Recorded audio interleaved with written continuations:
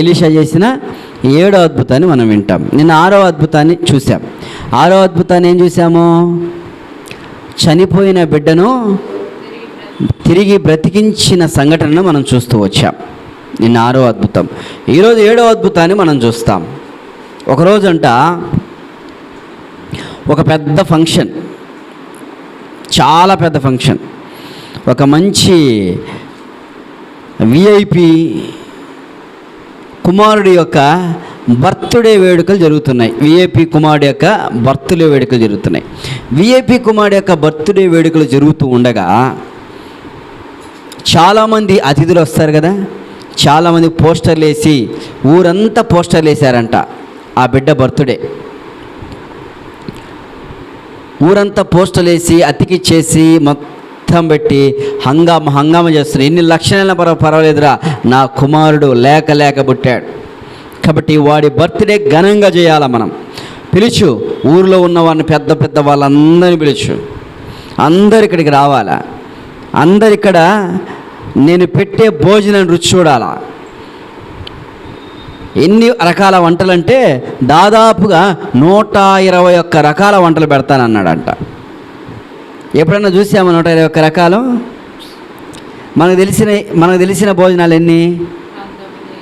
Chicken, mutton, biryani, sambar, ఇంకా sweet, కార, ఇవన్నీ కదా. 121 రకాల విందు పెడతానగానే చాలామంది అరే ఆ పిల్లవాడు సంగతి తర్వాత పక్కన పెట్టు, 120 రకాల వంటల భోజనాల ఏం పెడతాడయ్యా ఈయన అని ఎంతోమంది 7 స్టార్ట్ చేయాలనుకుంటే 6కే వచ్చేసి ఫుల్ అయిపోయారంట. మొత్తం వేల మంది వచ్చారు. ఈ యజమాని అనుకుంటున్నాడు, అబ్బా ఇంతమంది ప్రజల, ఇంత క్రౌడ్ వచ్చిందా, ఏంటి ఇంత క్రౌడ్ వచ్చింది, అసలు అర్థం కావట్లేదే అనుకుని తను కూడా ఎదురు చూస్తూ ఉన్నాడు. అలా జరిగింది. అక్కడ ఒక మంచి మీటింగ్ ఏర్పాటు చేశారు. పాటలు పాడుతూ ఉన్నారు, అందరూ సాంగ్ సిస్టమ్ పెట్టారు.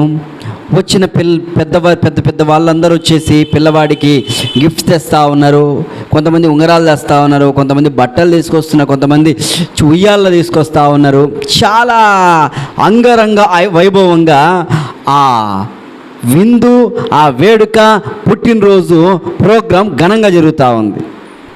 అలా జరుగుతున్న సమయమున ఇంకా వేడుక అయిపోయిన తర్వాత ఏముంటుంది? ఇంకా తిండి. ఎన్ని రకాలు? 121 రకాల వంటలు సిద్ధం చేసి పెట్టారు. 120 రకాల వంటలను అక్కడ అందరు తినాల. చపాతీ పెట్టారు, అన్నీ పెట్టారు, అన్నీ ఉన్నాయి. ఇంకా చివరికి ఏంటంటే ఇంకా అబ్బాయి కంప్లీట్ అయిపోయిన తర్వాత వచ్చి భోజనాలు చేయాలి. క్యాటరింగ్ సెక్షన్, బఫే సిస్టమ్ పెట్టారు. ఈ మధ్యకాలంలో కూర్చోబెట్టి ఎవరైనా పెడుతున్నారా? కూర్చొని పెట్టి ఎవరు పెట్టట్లా, కూర్చోబెట్టి అందరు బఫే సిస్టమ్ పెడుతున్నారు. అక్కడ కూడా బఫే సిస్టమ్ పెట్టారు, ఏర్పాటు చేశారు. అయితే చివరికి ఒక న్యూస్ వచ్చింది. యజమాని దగ్గరికి ఒక న్యూస్ వచ్చింది. ఏమొచ్చింది తెలుసా? అయ్యా మనం భోజనాలన్నీ చేశాం కదా, ఆ భోజనాల్లో తేడా వచ్చేసింది అయ్యా. ఆ భోజనాల్లో ఒక తేడా వచ్చేసింది. ఏంటి అంటే ఆ భోజనాల్లో, మనం చేసే ఆ భోజనాలలో ఒక ఎలక వచ్చి లోపల పడిందయ్యా. ఎలక వచ్చి లోపల పడింది, చచ్చిపోయింది ఎలక. బయటికి తీసి చూస్తే అది చచ్చిపోయింది, విషముగా మారిపోయింది. అది ఎలా వేయమంటావయ్యా వాళ్ళకి, ఏ విధంగా వారికి పెట్టమంటావయ్యా అని అంటే బాధపడిపోతున్నాడు యజమానుడు. ఏమైపోతున్నాడు? బాధపడిపోతున్నాడు. ఒక్కసారిగా వేల మంది వచ్చారు కదా, ఎలా పెట్టాలా భోజనాలు? భోజనానికే వచ్చారు, అన్నీ పాడైపోయినాయి, అంతా పాడైపోయింది, మొత్తం పాడైపోయింది. ఇక వేసిన కూరలు ఏమైపోయినాయి?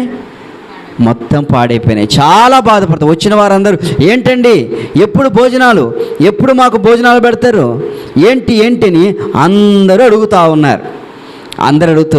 పెడతానండి. ఇంకా అదేమైపోయింది? ఆ విందంట మొత్తం చెడిపోయింది. అందరూ ఏమీ భోజనాలు చేయకుండా వెళ్ళడానికి సిద్ధంగా ఉన్నారు. ఏం చేయాలో అర్థం కావట్లా. అప్పటికప్పటికి వేల మంది ప్రజలకు వంట వండి తీసుకురావాలంటే చేత కాదు, అర్థం కావట్లా. చివరికి ఆయన ఏం చేశారంటే అందరి దగ్గరికి వచ్చి వందనాలు చెప్పి, అయ్యా క్షమించండి, నేను విందును ఘనముగా చేద్దామని అనుకున్నా, నేను విందును మంచి అద్భుతంగా నడిపిద్దామనుకున్నాను, కానీ అక్కడ దాంట్లో ఒక నూనె పడిపోయింది, నూనెలో ఎలకబడిపోయింది. ఇప్పుడు నేను నిజంగా చెప్తున్నా, అదే వంట నేను మీకు పెట్టచ్చు, పెట్టి మిమ్మల్ని సంతృప్తిపరిచి పంపించవచ్చు, కానీ తిన్న తర్వాత ఇంకా నాకు చెడ్డ పేరు వస్తుంది. ఇప్పుడే నేను చెప్తున్నాను, దయచేసి మన్నించండి, పొరపాటు అయిపోయింది, ఇంకొకసారి మరొకసారి ఏర్పాటు చేసి మీ కొరకే విందు పెడతాను అని చెప్పగానే వేల మంది ప్రజలు బాధకుండా వెళ్ళిపోయినారు. ఎంత వేడుక ఏమైపోయిందండి, విషాదముగా మారింది, సంతోషము దుఃఖకరంగా మారిపోయింది. అంత కోటీశ్వరుడైన వ్యక్తి విందు దగ్గర చాలా నిరుత్సాహపడి వేల మంది వెళ్ళిపోతూ వచ్చారు. ఇప్పుడు ఆ కుటుంబంలో సంతోషం ఉంటుందా? కుటుంబంలో సంతోషం లేదు, బాధగుండా దిగులుగుండా వెళ్ళిపోతున్నారు. ఎంతో దుఃఖకరమైన సంఘటన. ఎందుకు నేను ఈ మాట చెప్తానంటే, ఈరోజు మనం చూసే 7వ అధ్యాయం కూడా అదే గుర్తు. 7వ అద్భుతం, ఎలీషా చేసిన 7వ అద్భుతం కూడా దానికే గుర్తుకు కనబడతా ఉంది. చూడండి, 2వ రాజుల గ్రంథం 4వ అధ్యాయంలో 38 నుంచి 41 వచనాల వరకు దయచేసి చదవండి, చదవగలిగిన వారు.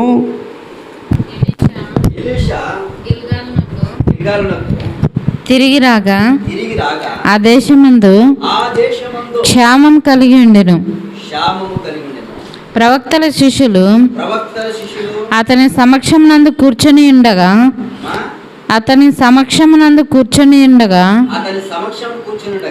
అతడు తన పనివానిని పిలిచి పెద్ద కుండ పొయ్యి మీద పెట్టి ప్రవక్తల శిష్యులకు కూర వంట చేయమని సెలవిచ్చాను.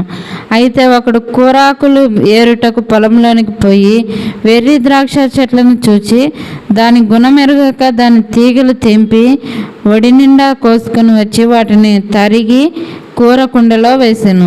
తినుటకు వారు వడ్డీ. ఏం జరుగుతుందంటే, ఎలీషా ఆ బాబుని బాగు చేశాడు, ఆ బాబుని చనిపోయిన వ్యక్తిని బాగు చేశాడు, లేపిన తర్వాత ఎలీషా ఎక్కడికి వచ్చాడు తెలుసా? గిల్గాలు అనే ప్రాంతానికి వచ్చాడు. గిల్గాలుకు తిరిగి రాగా, అంటే గిల్గాల్లోనే ఎలీషా నివాసం ఉండేది. ఆ గిల్గాలుకు తిరిగి వచ్చిన తర్వాత ఆయన ఉండే ఆ యొక్క సన్నిధి, దేవుని సన్నిధి, ఆయన ఉండే ఆ హౌస్లో చాలామంది వచ్చారు. ఆ దేశమందు క్షామం కలిగి బాగా కరువు వచ్చేసింది. గిల్గాలకు వచ్చాడు ఆయన, కరువుతో అల్లాడిపోతున్నారు ప్రజలు, తినడానికి తిండి లేదు, వేదనకరమైన శ్రమ గుండా వెళ్తున్నారు ఆ దేశ ప్రజలు. ఆ ప్రాంత ప్రజలు, గిల్గాల్లో ఉన్న ఆ పట్టణ ప్రజలు బాధ గుండా వెళ్ళిపోతున్నారు. అయితే అప్పుడే వచ్చాడు.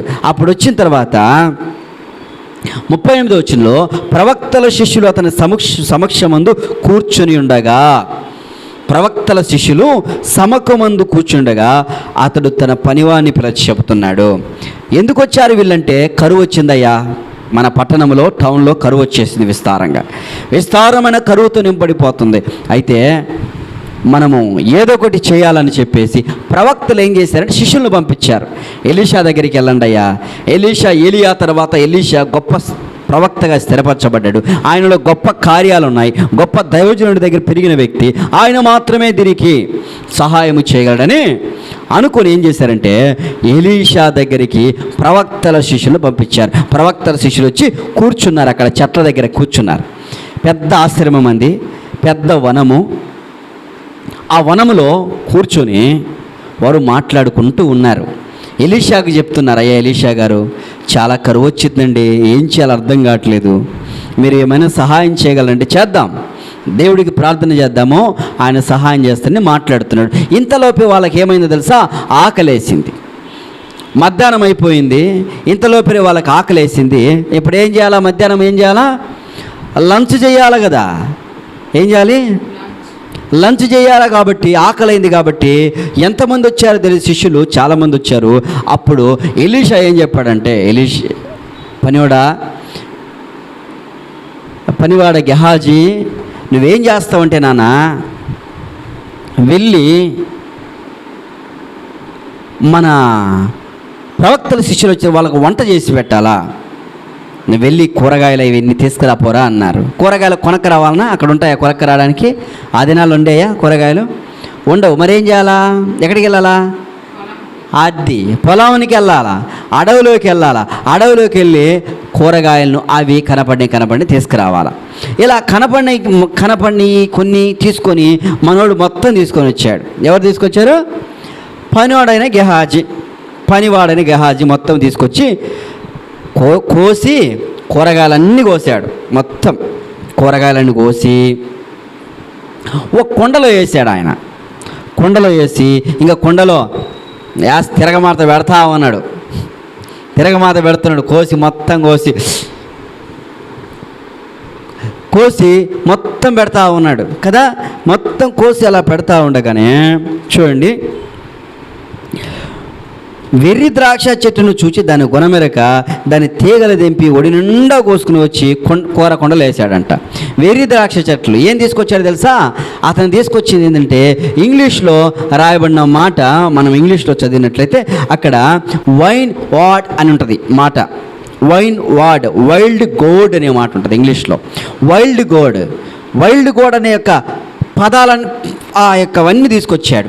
వెర్రి ద్రాక్షలు, తీగలు అనేది ఇంగ్లీష్లో వైల్డ్ గోడ్, సొరకాయ, పొట్లకాయ, అనేక రకమైన కూరగాయలు తీసుకొచ్చి వంట వండుతున్నారు. ఇలా కూరగాయలు కోసే క్రమంలో ఏం చేశాడు? పిచ్చి సొరకాయలు తీసుకొచ్చాడంట. పిచ్చి సొరకాయలు తీసుకొచ్చి అక్కడ పెట్టాడు. పిచ్చి సొరకాయలు తెలియదుగా, ఏది మంచో ఏది చెడో తెలియదు కాబట్టి పిచ్చి సొరకాయలు తీసుకొచ్చి ఆల్రెడీ కోసేసాడు. మొత్తం కోసేసి మొత్తం ఆ సొరకాయలను, పిచ్చి సొరకాయలను కోసి పెట్టాడు. ఇవి ఎక్కడ ఉంటాయంటే యోర్దాను మైదానం దగ్గర ఉంటాయి. ఇవి యోర్దాను మైదానం దగ్గర ఆ ప్రాంతంలో మనకు సొరకాయలు చెట్టు మీద కాస్తాయి. ఇవేం చేయటే కింద నేలలో పాకుతూ ఉంటాయంట. ఎరుకు, మృత సముద్రము, అక్కడ బంజరు నేలలో పండేవంట ఇవి. వీటిని అడవి తీగ మరియు పొట్లకాయలు, సిట్రల్లస్ కోలోసింథసిస్ అనే ఒక వృక్ష నామకరణం, శాస్త్రవేత్తలు చెప్పిన నామకరణం. దాన్ని బట్టి సొరకాయ అనే పేరు పెట్టారు వాళ్ళు. పెట్టి పిచ్చి ద్రాక్షకాయలని ఇక్కడ బైబిల్లో చెప్పడం జరిగింది. ఇవే అతను బైబిల్లో రాయబడింది వైల్డ్ గోడ్ అనే పదం ఇంగ్లీష్లో. మొత్తం తీసుకొచ్చిన తర్వాత పెట్టుకున్నారు. కోసాడు ఆ బిడ్డ, మొత్తం వండేశాడు. వండించిన తర్వాత ఇంకా హ్యాపీగా అలసిపోయాడు, బాగా అలసిపోయి, అయ్యగారండి చాలా కష్టపడి చేశానండి వంట అని చెప్పాడు. చాలా కష్టపడి వంట చేశాను అయ్యగారు నేను, కాబట్టి వారు వస్తే తినొచ్చు అని చెప్పాడు. వాళ్ళు వస్తే తినొచ్చు అని చెప్పిన తర్వాత ఎమ్మటే ఎలీషా గారు ఏమన్నారంటే, సరేనా వారికి వెళ్ళి వడ్డించు అని చెప్పగానే ఒకవైపు భోజనం వడ్డిస్తూ ఉన్నాడు, కూర వడ్డిస్తున్నాడు, తీసుకున్నాడు, గంటెతో అలా వేసి వడ్డిస్తున్నాడు. ఒక వ్యక్తి ఏం చేశారంటే, నాలాంటి వాళ్ళు తీసుకొని నోట్లో ప్రార్థన చేసి ఒక ముద్ద పెట్టుకుని ఏమైపోయింది? చేదైపోయింది. నోట్లట పెట్టగానే ఏంట్రా ఇంత చేదుగా ఉంది, నువ్వు ఇలా చేసావని చెప్పగానే గుండెలు బొగులుతున్నాయి మనోడికి. పాపం గుండెలు బొగులుతున్నాయి. ఓయమ్మ చెప్పగాకయ్యా ఎలీషా గారికి, ఆల్రెడీ నేను ఇప్పుడు చాలా పొరపాట్లు చేశా, చాలా ఘనకార్యాలు చేశాను నేను చెప్పగాకంటే, చెప్పేదే లేదప్పా అని ఎలీషా దగ్గరికి తీసుకెళ్ళారు. తీగానే ఎలీషా గారు, కుండలో ఏముందంట? విషం ఉందండి. కుండలో పిచ్చి ఎర్రి ద్రాక్షలు తీసుకొచ్చాడు. ఎర్రి సొరకాయలు తీసుకొచ్చేసాడు.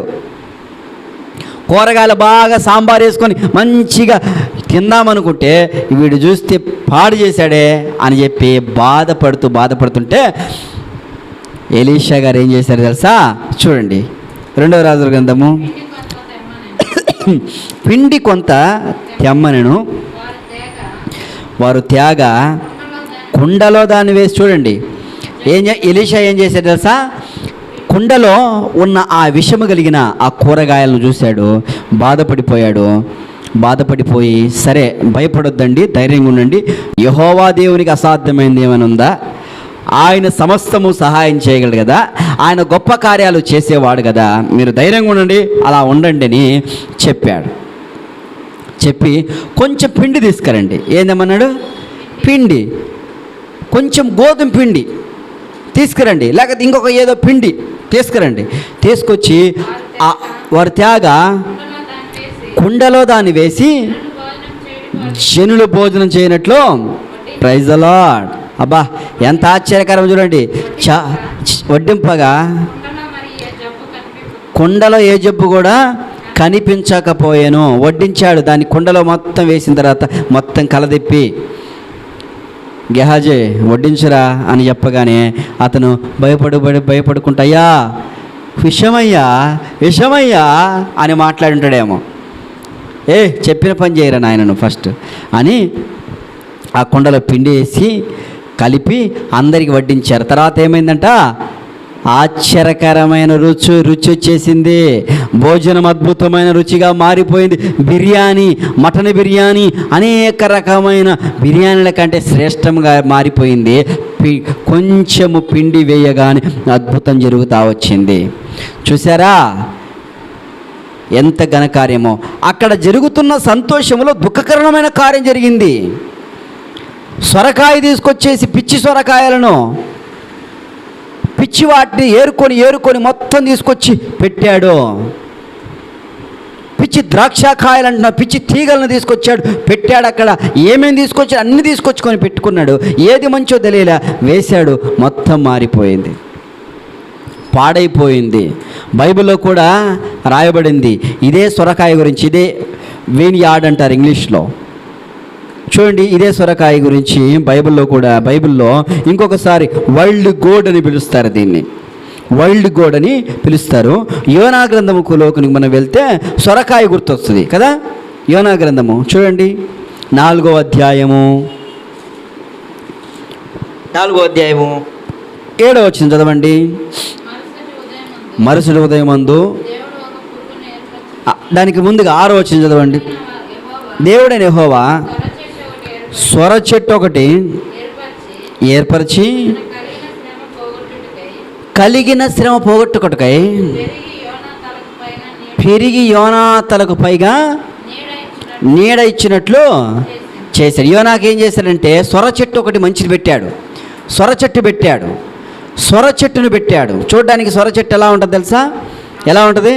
మొత్తం గుబురు, మొత్తం చెట్లు, సొర చెట్టు అంతా గుబురు చెట్లు, మొత్తం గుబురుగా ఉంటుంది. ఆ గుబురు చెట్టును పెట్టేశాడు దేవుడు. హ్యాపీగా పండుకున్నాడు. వాహ్, కాలు మీదకి వెళ్ళాలా హల్లెలూయా అని పాడుతూ ఉంటాడు. అలా పాడుతూ ఉండగానే అలా జరుగుతూ వచ్చింది. అలా జరుగుతూ ఉండగానే సడన్గా ఏమైంది తెలుసా? ఒక పురుగు వచ్చేసిందండి. ఒక పురుగు వచ్చేసి చిన్నగా పాకి అప్పుడే పెరగడం, అప్పుడే అది పోవడం జరిగింది. బాధేసింది యోనాకి. బాధేసి, ఏంటయ్యా ఇట్లా చేసావు, ఏంటయ్యా ఇలా చేసావు అని బాధపడతా ఉన్నాడు. అప్పుడే పెరిగిపోయింది సొర చెట్టు. ఏమైపోయింది? అప్పుడే పురుగు వచ్చేసింది, మొత్తం కొరికేసింది. ఎప్పుడు కొరికేసి తెలియదు, బాధపడతా ఉన్నాడు. ఇదే క్రమానికి సంబంధించిందే సొరకాయ, ఇంకా కింద నేల మీద బాకి ఏంటి? సొరకాయ, దోసకాయ, పొట్లకాయ, ఇంకా గుమ్మడికాయ. ఇవన్నీ ఒకే కేటగిరీకి సంబంధించినవి. అందుకే ఇక్కడ రాయబడింది ఇంగ్లీష్లో వైల్డ్ గోడ్ అంటే అన్ని రకాల సముదాయాలు, తీగలు. అందుకే మనం చూసాంగా 2 రాజుల 4వ అధ్యాయంలో తీగలు, వెర్రి ద్రాక్ష తీగలను తీసుకొచ్చి కూరను వండి కసకస కోసేసి దాంట్లో వేసేసాడు. మొత్తం ఏమైంది అర్థం కాలే. ఈ మంచియే సొరకాయ, దోసకాయ, ఈ మంచివి. కానీ కొన్ని పిచ్చి ఉంటాయి తెలుసా? అంటే ఇప్పుడు దోసకాయని మనము చర్చిలో భోజనాలు పెట్టేటప్పుడు దోసకాయని తీసుకొచ్చినప్పుడు కోస్తే ఏమైద్ది? అక్క నువ్వు కొంచెం చూడక్క, కొరికి చూడక్క అంటాం. అన్న నువ్వు కొంచెం కొరికి చూడన్న. ఎందుకు? చేదు ఎట్లుంటుందో అనే ఉద్దేశం. సొరకాయ, పొట్లకాయ ఈ కేటగిరీకి సంబంధించినవి అన్నమాట మొత్తం. అందుకని ఈ వ్యక్తి మొత్తం కొరికి చూడాలా కదా, కొరికి చూడకుండా ఏం చేశాడంటే వేసేసాడు. దాని వలన ప్రాబ్లం వచ్చేసింది, ఇబ్బంది పడుతూ వచ్చారు. అలా వేదనకరమైన పరిస్థితి ఏర్పడుతూ వచ్చింది. ఆలోచించండి. దీన్ని బట్టి మనం ఏం నేర్చుకోవాలంటే, మొట్టమొదటి ఈ ఆత్మీయమైన విధానంలోనికి మనం వెళ్దాం. చూడండి, 2వ రాజుల గ్రంథము 4వ అధ్యాయము, 2 రాజులు 4వ అధ్యాయము 38వ వచనములో మనం చూస్తే, ఆ దేశమునకు క్షామం వచ్చింది, అనగా కరువు వచ్చింది. కరువు వచ్చినప్పుడు ఎలీషా దగ్గరికి వారు వచ్చారు. ఎలీషా దగ్గరికి ప్రవక్తల శిష్యులు వచ్చారు. ప్రవక్తల శిష్యులు వచ్చి చెప్పుకుంటూ ఉన్నారు. ప్రవక్తల శిష్యులు ఎవరికి సాదృశ్యంగా ఉన్నారంటే, దేవుని బిడ్డలకు ప్రవక్తల శిష్యులు సాదృశ్యంగా ఉన్నారు. రెండవదిగా ఇంకోటి మనం చూసినట్లయితే, పొలమునకు పోయి ఏం తెచ్చాడు? వెర్రి ద్రాక్ష ఏరకొచ్చాడు, అనగా ఈ కూరగాయలన్నీ తీసుకొచ్చి వేశాడు. పొలము అనేది ఏంటిది? లోకానికి సాదృశ్యమైనది. గుర్తుపెట్టుకోండి, పొలము దేనికి సాదృశ్యమైనది? లోకానికి సాదృశ్యమైనది. శిష్యులు అనేవారు దేవుని యొక్క ప్రజలకు గుర్తుగా ఉన్నారు. పొలము అనేది పొలము అనేది లోకానికి సాదృశ్యంగా ఉంది. లోకంలో ఏముంటుంది? మంచి ఉంటుంది, చెడు ఉంటుంది. లోకంలో మంచి ఉంటుంది, చెడు ఉంటుంది, కీడు ఉంటుంది, మేలు ఉంటుంది, శాపం ఉంటుంది, దీవెన ఉంటుంది. ఈ లోకములోకి వెళ్ళాడు. లోకములోకి వెళ్ళి ఏం ఏరుకోవాలా? మంచి ఏరుకోవాలా. అయితే ఏరుకునేటప్పుడు చెడ్డవి కూడా ఏరుకున్నాడు. ఈ చెడ్డవి అనేది ఏంటో తెలుసా? చెడ్డ లక్షణాలు. గుర్తుపెట్టుకోండి, ఏంటివి? చెడ్డ లక్షణాలు. మంచివి ఏరుకున్నాడు, కొన్ని చెడ్డవి కూడా ఏరుకున్నాడు. గుర్తుపెట్టుకోండి, నీలో ప్రేమ ఉంటుంది, ద్వేషం ఉంటుంది, అసూయ ఉంటుంది, సంతోషం ఉంటుంది, ఒకవైపు ప్రార్థన ఉంటుంది, ఒకవైపు సారాయి త్రాగుడు ఉంటుంది, ఒకవైపు కైనీలు ఉంటాయి, ఇంకొక వైపు వేరే ఉంటాయి. ఒకవైపు దేవుని మందిరానికి వస్తావు, ఇంకోవైపు చెడ్డ సినిమాలు చూస్తుంటావు, ఇంకోవైపు ఎలా తిరుగుతూ ఉంటావు, మరో పాటలు పాడుతూ ఉంటావు. ఇలా నీ క్రమాన్ని జరిగిస్తూ ఉన్నావు. మార్పు లేదు, మంచి స్థితి లేదు, మంచి ఏరుకోలేకపోతున్నావు. చెడ్డ వాటి మీద పెడుతున్నావు, మంచి వాటి మీద దృష్టి పెడుతున్నావు. నేను కూడా అంతే. ఇంతకు మునుపు చర్చికి వచ్చినప్పుడేమో మంచిగా పాటలు పెట్టుకునేవాడిని, సంతోషమే సమాధానం పాడేవాడిని. ఇంటికి పోతే సినిమా పాటలు వచ్చాయి. అలా పెరుగుతూ వచ్చేవాడిని. మంచి ఉంది, చెడు ఉంది, రెండు కలిసి వెళ్తున్నాయి. అయితే తీసుకొచ్చి దేంట్లో వేసాడండి? కుండ అనేది ఏంటిది? హృదయమునకు సాదృశ్యమైంది. గుర్తుపెట్టుకోండి, కుండ దేనికి? హృదయానికి గుర్తుగా ఉంది. కుండలో వేసేసాడు. మంచి వాటిని వేసాడు, చెడు వాటిని వేసాడు కుండలో. ఈ కుండలో కలుపుతా ఉన్నాడు. వేసి అయిపోయింది, కంప్లీట్ అయిపోయింది. కుండ హృదయానికి గుర్తుగా. నువ్వు మంచి లక్షణాలు తీసుకున్నావు, చెడు లక్షణాలు తీసుకున్నావు. మంచి వాటిని వేసావు, చెడు వాటిని వేసావు. ఇప్పుడు చెడు వాటిని మంచి ఉంటే ఏమైంది? ఇప్పుడు ఉదాహరణకి ఒక రూమ్లో మంచి స్మెల్ పెట్టాము, చెడు స్మెల్ పెట్టాము, రెండు కొట్టాము. ఏది ఎక్కువ వస్తుంది స్మెల్? చెడ్డ స్మెల్ ఎక్కువ అసహ్యకరంగా వస్తుంది. రెండు కలిసి ఉంటాయి. ఆ స్మెల్స్ కలిసి ఉండవు. ఇప్పుడు కుండలో కూడా ఏమేస్తాడు? రెండు వేసాడు. అదేమైపోయింది? మంచిగా మారిపోయింది కూర, చేదుగా మారి. నువ్వు హృదయం అన్నిటికంటే మోసకరమైనది, అది ఘోరమైన వ్యాధి కలిగినది. ఆ కుండను మంచివే ఉండాలి తప్ప చెడు ఉండడానికి ఆస్కారం లేదు. చెడు లోపల ఉండడానికి క్రమమే లేదు. చెడు ఒక లోపల ఉన్నట్లయితే మొత్తం నీ మంచి స్థితి కూడా మారిపోద్ది. 10 మంది మంచి వాళ్ళ దగ్గరికి పోయి చెడు ఉంటే ఏమైంది? వాడు కూడా చెడిపోతాడు. 10 టమాటాలు ఉన్నాయి, గుర్తుపెట్టుకోండి. 10 టమాటాలు తెచ్చుకొని ఇంట్లో కిచెన్లో పెట్టుకున్నాం. కిచెన్లో 10 టమాటాలు పెట్టుకొని ఒక్కటి మాత్రం కులిపోయింది. వాడు కులిపోయింది కూడా మధ్యలో ఉంది. ఏమైంది? మొత్తం కులిపోతాయి. గుర్తుపెట్టుకోండి, నీ కుండలో ఉండాల్సింది మంచిదే తప్ప, నీ హృదయము అనే కుండలో ఉండాల్సింది మంచి లక్షణాలు తప్ప, చెడు లక్షణాలు ఉంటే మొత్తం పాడు చేస్తుంది. నీకు మనశ్శాంతి లేకుండా చేస్తుంది. మంచివే ఉండాలా కుండలో. ఆ వ్యక్తి పనివాడు కుండలో మంచివి వేశాడు, చెడు వేశాడు, మొత్తం ఖరాబ్ అయిపోయింది, విషముగా మారిపోయి. అదే పాపము. పాపం వలన వచ్చే జీతం ఏంటిదంట? మరణము. ఆ పాపముగా మారిపోయింది. కుండ అనేది హృదయం అయితే మరణం సంప్రవిస్తుంది. మొట్టమొదటిగా శిష్యులు అనేవారు ఎవరు గుర్తున్నారు? దేవుని యొక్క సేవకులకు గుర్తుగా ఉన్నారు. గుర్తుపెట్టుకోండి. శిష్యులు అనేవారు ప్రవక్త శిష్యులు దేవుని సేవకులకు గుర్తు. లోకము అనగా పొలము అనగా లోకము. ఈ పనివాడు ఏం చేశాడంటే పొలంలోనికి వెళ్ళి కోశాడు. ఏం కోశాడు? మంచివి ఎర్రి, మంచివి చెడ్డవి కోశాడు, తీసుకొచ్చాడు. ఆ మంచి చెడు అనేది ఏంటిదంటే మంచి లక్షణాలు చెడు లక్షణాలు మొత్తం తీసుకొచ్చుకున్నాడు. తీసుకొచ్చి దేంట్లో వేశాడండి? కుండ, హృదయం అనే కుండలు వేసుకున్నాడు. ఇప్పుడు కూర ఏమైపోయిందంట? విషముగా. మా కుండ అనేది హృదయము పూర్తిగా మానవుడు అయిపోయింటే మరణాన్ని సంప్రదించుకుంటూ వచ్చాడు. ఈరోజు కూడా అదే పరిస్థితి జరుగుతూ ఉంది.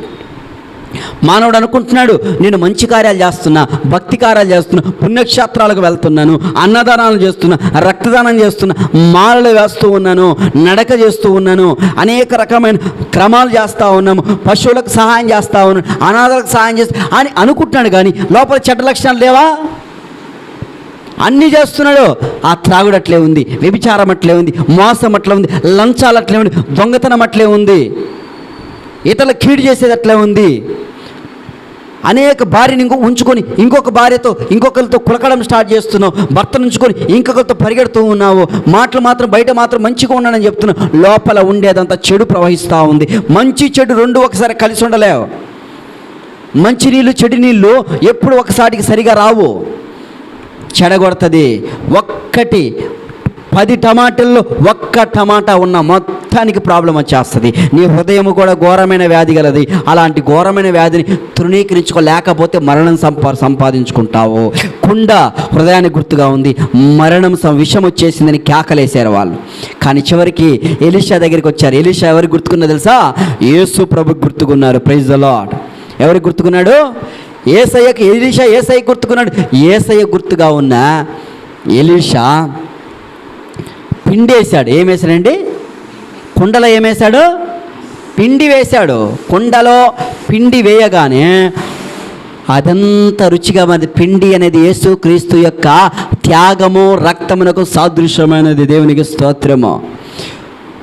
దేవుని రక్తమునకు సాదృశ్యమైనదిగా కనబడతా ఉంది. అది ఎంత అద్భుతమైన కార్యాన్ని దేవుడు జరిగిస్తూ ఉన్నాడు. దేవుడు నీ కొరకు త్యాగం చేశాడు. ఆ కుండలో ఆ పిండే గనక వేయబడకపోతే, ఆ రక్తమే గనక వేయబడకపోతే, ఆ వాక్యమే గనక ఉండకపోతే నీ కుండ, నీ జీవితం పాడైపోద్ది. మరణం సంపాదించుకుంటావు. తిన్నవారంతా ఏమైపోతారండి? తిన్నవారందరూ మరణం సంపాదించుకుంటారు. తిన్నవారందరూ మరణం సంపాదించుకునేవారే, ఇంకా ఎవ్వరు కూడా మిగిలేవారిగా కనబడటం లేదు. గుర్తుపెట్టుకోండి. నీవు గనక మారితే, నీ కుండ బాగుంటే, నీ హృదయం బాగుంటే, నీ జీవితం అంతా బాగుంటుంది. నువ్వు గనక చెడిపోతే నీ జీవితము చెడిపోద్ది. ఇతరులకు కూడా నువ్వు ఏమీ సహాయం చేయలేవు. ఒక అద్భుతమైన వర్తమానాన్ని ఎలీషా ఇక్కడ మనకు అందిస్తూ ఉన్నాడు. దేవుని యొక్క సేవకులు. ప్రేమైన దేవుని ప్రజలారా, ఈరోజు ఈ 56వ రోజు ఉపవాస దినములో దేవుడు మనకు అందిస్తున్న వర్తమానం ఏంటంటే, కుండ అనేది హృదయము. ఆ కుండలోకి యేసుక్రీస్తు రక్తం, యేసుక్రీస్తు వాక్యము వేయబడితే అది పరిశుద్ధంగా మార్చబడి, ఎప్పుడు మన హృదయంలోకి వాక్యం వస్తుందో, ఎప్పుడు మన హృదయంలోకి వాక్యం అందించబడుతుందో, మన హృదయం మారుతుందో, అప్పుడు మన జీవితం మారిపోద్ది. ఇతరులకు మనం మేలు చేయగలము, ఇతరులకు మనం సహాయం చేయగలము, ఇతరులకు మనము చూపించుకోగలము.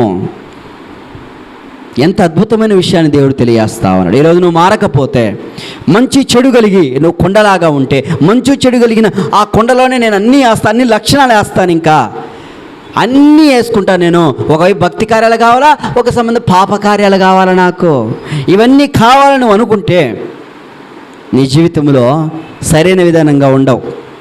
నీ స్థితి సరైన విధంగా ఉండదు. ఎప్పుడు ఆ కుండలోకి పిండి వేయబడిందో అప్పుడు ఆశ్చర్యకార్యం జరిగింది.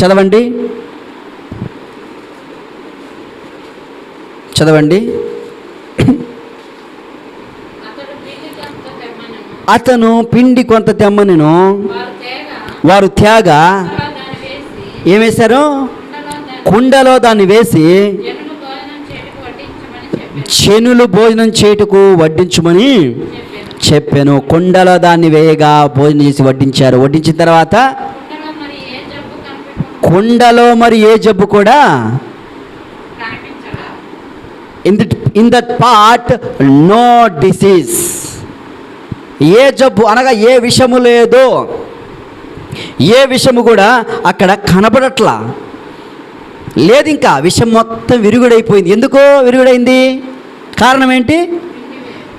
యేసుక్రీస్తు ప్రభు వారి యొక్క రక్తం, యేసుక్రీస్తు ప్రభు వారి యొక్క వాక్యం ఎప్పుడు ఆ కుండ అనే హృదయంలో కుండలోకి వస్తుందో అప్పుడు మనిషి మారిపోతాడో, లేకపోతే మనిషి మారేవాడు కానే కాదు. చూడండి ప్రియమైన దేవుని ప్రజలారా, దేవుడు నీ విషయంలో ఎన్నో కార్యాలు చేయాలని అనుకుంటూ ఉన్నాడు. కానీ నీవు మాత్రం మారట్లా. ఆ కుండను అట్లనే పెట్టుకుంటూ ఉన్నావు. ఆ కుండను అలానే పెట్టుకుంటూ ఉన్నావు. అలానే కుండను పెట్టుకొని నువ్వు చాలా ఇబ్బంది పడుతూ జీవితాన్ని పాడు చేసుకునే పరిస్థితిలోకి వెళ్తున్నావు. నీ స్థితి మారట్లా, ఇంకా నీ పరిస్థితి మారట్లా, నీ యొక్క జీవితం మారట్లా. ఈ కుండ ఇట్లే ఉండాలా, మంచి కావాలా చెడు కావాలా, మంచి కావాలి చెడు కావాలి అనుకుంటూ ఉంటారు చాలామంది. నేను చాలామంది దగ్గరికి వెళ్తాను, వాళ్ళు ప్రార్థన చేయమని పిలుస్తారు. పిలిచినప్పుడు నేను వెళ్ళినప్పుడు ఏం జరుగుతుందంటే, వారి యొక్క షాపులకు, వారి ఇళ్ళల్లో ఇంటి ముందు ఒక నాలికోడు ఉంటాడట అని కదా, ఎర్రగా ఇట్లా వేసుకొని ఇట్లా ఉండేవాడిని ముందు పెట్టుకుంటారు. ఏంటిది అది? దిష్టి బొమ్మ. అబ్బా, దిష్టి బొమ్మ పెట్టుకుంటారు కదా. దిష్టి బొమ్మ పెట్టుకొని అది మనల్ని ఎవరు నరదిష్టి, కంటి దిష్టి ఏమి రాకుండా ఉంటాయని పెట్టు. ఈ మధ్యకాలంలో అది పోయి ఏమొచ్చింది తెలుసా? కోతి బొమ్మ వచ్చింది. అది కూడా అంటుంది. అది కూడా ఈ మధ్యకాలంలో అట్లా పెట్టుకుంటుంది. కోతి బొమ్మ పోయింది. ఇప్పుడు ఏమో తెలుసా? కన్ను దృష్టి అంటే ఏనుగు కన్ను పెట్టుకుంటున్నారు చాలామంది. ఏనుగు కన్ను. రేపు అయిపోయిన తర్వాత కుక్క కన్ను పెట్టుకుంటారేమో, కుక్క తోక పెట్టుకుంటారేమో. దిష్టి అనేది అది నీ యొక్క దృష్టి సరిగా లేకపోతే జరిగే కార్యము. దిష్టి లేదు ఏమీ లేదు, దిష్టి లేదు ఏమీ లేదు. నువ్వు ఆలోచించుకోవాల్సిన విషయం. మంచి ఉంటుంది, చెడు ఉంటుంది. ఒకవైపు ఉంటే దేవుని వైపు అయినా ఉంటే, లేకపోతే లేదు. ప్రకటన గ్రంథంలో దేవుడు అంటాడు, నీవు చల్లగానైనా ఉండు, వెచ్చగానైనా ఉండు. ఒకవేళ నువ్వు కనుక చల్లగా కానీ వెచ్చగాని లేకపోతే నేను నోట్లో నుంచి ఉమ్మేస్తానంటున్నాడు. నీ కుండను సరిగా కాపాడుకో. నీ హృదయం అనే కుండను నువ్వు జాగ్రత్తగా యేసుక్రీస్తు రక్తం వాక్యం అక్కడ ఉండాలా. సినిమా పాటలు, సీరియళ్ళు, డ్యాన్సులు, వాస్తులు, దిష్టి బొమ్మలు, లేకపోతే అక్రమమైన జీవితము, ఇవన్నీ ఉన్నట్లయితే నీ స్థితి విషముగా మారిపోద్ది. చివరికి నీ యొక్క పరిస్థితి ఏమైపోద్ది అంటే, నువ్వు ఎవరికి పనికి రాకుండా మారిపోతావు. ఎవరు కూడా నిన్ను అంగీకరించలేని స్థితిలోనికి నువ్వు వెళ్ళే పరిస్థితి కనబడుతుంది. ఒకసారి ఆలోచించుకో, ఒకసారి గమనించుకో. ప్రభువా, నా జీవితం కూడా ఇలా ఉంది, సహాయం చేయండి, మన్నించండి, కృప చూపించండి, ఆదరించండి అని మనం ప్రార్థన చేస్తే దేవుడు మాత్రము సహాయం చేయడానికి ఆయన సిద్ధంగా ఉన్నాడు. ఒక అద్భుతమైన విషయాన్ని మనం నేర్చుకుంటాం. ఎన్నో అద్భుతం అండి ఈరోజు ఎలీషా చేసింది. 7వ అద్భుతాన్ని చేశాడు. మరలా అడుగుతాను, మీకు చెప్పండి. శిష్యులు అనేవారు ఎవరికి గుర్తుకున్నారు? శిష్యులు ఎవరికి గుర్తుకున్నారు? దేవుని యొక్క సేవకులకు గుర్తుకున్నారు. గుర్తుపెట్టుకోండి. అతను ఎక్కడికి, పనివాడు ఎక్కడికి వెళ్ళాడు? పొలంలోకి వెళ్ళాడు. పనివాడు పొలంలోకి వెళ్ళాడు. పొలము అనేది దేనికి గుర్తుగా ఉంది? లోకము, లోకానికి గుర్తుగా ఉంది. తర్వాత ఏం కోసుకొచ్చాడంటే ఇతను వెర్రి ద్రాక్షలు, సొరకాయ, పొట్లకాయ, ఇంకా ఏదో కాయలు తీసుకొచ్చి వేశాడు. మంచి కాయలు తెచ్చాడు, చెడు కాయలు తెచ్చాడు. ఇదేంటంటే మంచి లక్షణాలు, చెడు లక్షణాలు కలిగిన తీసుకొచ్చాడు. ఇప్పుడు ఎక్కడ వేశాడు? కొండ. కొండ అంటే ఏంటిది? కొండ అంటే హృదయం. కొండ అనగా హృదయము. ఆ హృదయములోనికి ఆ ఇతను మంచి చెడు లక్షణాలు కలిగింది వేసేసాడు. వేసిన తర్వాత ఏమైపోయింది? అది చేదు. మనిషి ఏమైపోయినాడు? దేవుడు అంటాడు, మనిషిని నేను యథార్థంగా పుట్టించాను కానీ వివిధ తంత్రములు కలిగించుకొని మనిషి పాపాంధకారంలోకి వెళ్ళాడు. చిన్నతన బాల్యము నుండే ఇతడు మంచివాడు కాదు, చెడిపోయినవాడు. బాల్యము నుండే క్రమం తప్పిపోయే పరిస్థితి, బాల్యము నుండే జీవితాన్ని పాడు చేసుకునే పరిస్థితి అని దేవుని వాక్యము సెలవిస్తూ ఉంది. బాల్యం నుండి ఎలా జీవిస్తున్నాడు మనిషి? బాల్యం నుండి చెడుగా బ్రతుకుతూ ఉన్నాడు. బాల్యం నుండి అక్రమమైన అపవిత్రమైన కార్యాలు చేసి బతుకుతూ ఉన్నాడు మానవుడు. అలాంటి మానవుడి కుండలోకి యేసుక్రీస్తు వాక్యము, యేసుక్రీస్తు త్యాగము, యేసుక్రీస్తు రక్తం వేస్తే అది పరిశుద్ధంగా మార్చబడుతుంది అని చెప్పడం జరుగుతూ వచ్చింది. ఈ కుండలోకి ఏమేశాడంట ఆయన? ఏమేశాడండి? పిండి వేసాడు. పిండి అనేది వాక్యము, రక్తములకు సాదృశ్యమైనది. ఆ పిండి వేయగానే ఏమైపోయిందని అందరూ ఏం చేశారు? హ్యాపీగా తిరిగి, ఏ జబ్బు కనపడలేదు. ఆ యేసుక్రీస్తు ప్రభువారే నీ కొరకు నా కొరకు రక్తము కాచి ప్రాణం. ఎలీషా ఎవరికి గుర్తుగా ఉన్నాడు? యేసు ప్రభు గుర్తుగా ఉన్నాడు ఎలీషా. ఆ రక్తము, ఆ పిండి యేసుక్రీస్తు రక్తానికి, వాక్యానికి గుర్తుగా ఉంది. అది జబ్బంతా తొలగిపోయింది. ఈరోజు నీవు నేను కూడా వెర్రి ద్రాక్షాలు ఫలిస్తావు. వెర్రి ద్రాక్షాలు తీసుకొచ్చి గుండెలో వేసుకుంటూ ఉన్నాం. జీవితం చెడిపోతూ ఉంది. ఎంతకాలం బ్రతుకుతావు? నీ జీవితం నెమ్మది లేక, ప్రశాంతత లేక, ఆనందం లేక, ఇదే నా జీవితం, అబ్బా ఈ భక్తే బాగుంది అనుకుంటున్నావా? ఒకవైపు భక్తి ఉంది, ఒకవైపు రక్తి చేస్తూ ఉన్నావు. నాశనమయ్యే పరిస్థితి కదా. యేసుక్రీస్తు వారు నీ కొరకు ఆయన ఎదురు చూస్తూ ఉన్నాడు. ఆయన ఒక్కడే లోకములో త్యాగం చేసింది. ఇక ఎవరు కూడా లోకములో త్యాగం చేసిన వారు ఎవరు కూడా లేరు. ఏ ఒక్క వ్యక్తి కూడా మన కొరకు త్యాగం చేసిన వారు లేరండి. యేసు ప్రభువే త్యాగం చేసి పాపక్షమాపణ కలిగించి, పశ్చాత్తాప కలిగించి నీ కొరకు రక్తం కారుస్తూ వచ్చాడు. ఆయన ఆశ్రయించు, ఆయన నమ్ముకో, నీకు సహాయం చేస్తూ ఉంటాడు. ఈరోజు 56వ రోజు ఉపవాస ప్రార్థనలో భారంతో మనం ప్రార్థన చేద్దాం. లోకంలో ఉన్న వారి కొరకు, ఆ ప్రజల గురించి భారంతో ప్రార్థన చేద్దాం. ప్రభువా, నా ప్రజలను జ్ఞాపకం చేసుకో, మా ప్రజలను రక్షించు, మార్చయ్యా అని అడిగితే దేవుడు సహాయం చేయడానికి సిద్ధంగా ఉన్నాడు. తలలు వంచండి, మోకరించండి, మనం ప్రార్థన చేసుకుందాం. ప్రభువా, నా జీవితంలో మీరు సహాయించి, నేను కూడా, నా కుండ కూడా బాగలేదయ్యా, మంచి లక్షణాలు, చెడు లక్షణాలు కలిగిన వ్యక్తిగా తీసుకొచ్చి కుండలో వేస్తున్నా. నేను ఆ కుండ విషంతో నిండి ఉంది. విషంతో నన్ను ఎవ్వరు, నా విషయం వలన నా జీవితమే పాడైపోయింది. ఇతరులకు నేనేం సహాయం చేయగలను? ఇతరులకు నేనేం చెప్పగలను? నా కుండను మార్చవా? నీ పిండిని నాలో వేయవా? నీ రక్తాన్ని నాలో ప్రోక్షించవా? నీ వాక్యము ద్వారా నేను మారాలయ్యా, నీ వాక్యము ద్వారా అడుగుతున్నాను, నన్ను క్షమించవా అని అడుగుకుందామా? ఈరోజు క్షమాపణ అడుక్కో, సరేనా? నా కుండను మార్చయ్యా, నా కుండలోనికి నీవు రా, నీ రక్తం నాలో ప్రోక్షించని అడిగితే దేవుడు క్షమించడానికి సిద్ధంగా ఉన్నాడు. మోకరించండి, ప్రార్థన చేసుకుందాం.